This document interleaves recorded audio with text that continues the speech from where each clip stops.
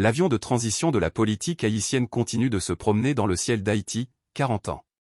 Le 7 février 1986, le régime dictatorial des Duvalier, qui avait duré 28 ans en Haïti, fut renversé par un puissant soulèvement populaire.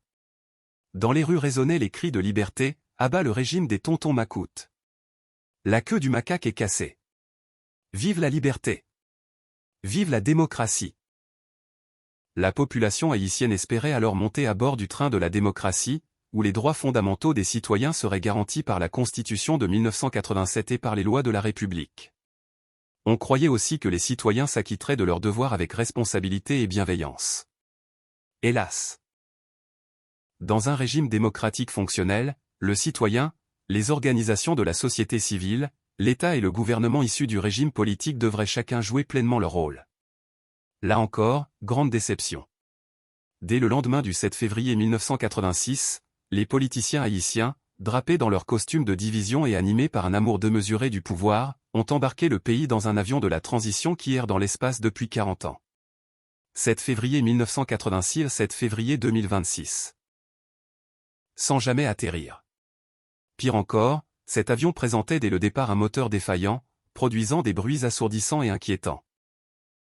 La bamboche démocratique, des élections avortées ou truquées, des massacres dans les bureaux de vote, des coups d'État, des manifestations incessantes, des symboles identifiant l'existence d'une nation, un État budgétivore, l'ouverture grandissante des portes et des fenêtres à l'ingérence internationale, le retour des bottes militaires étrangères, la division chronique, la corruption, l'impunité et le banditisme. L'avion de la transition a ainsi charrié tous ses avatars, prolongeant indéfiniment une transition sans fin. Le 7 février 2026 pourrait être la dernière escale.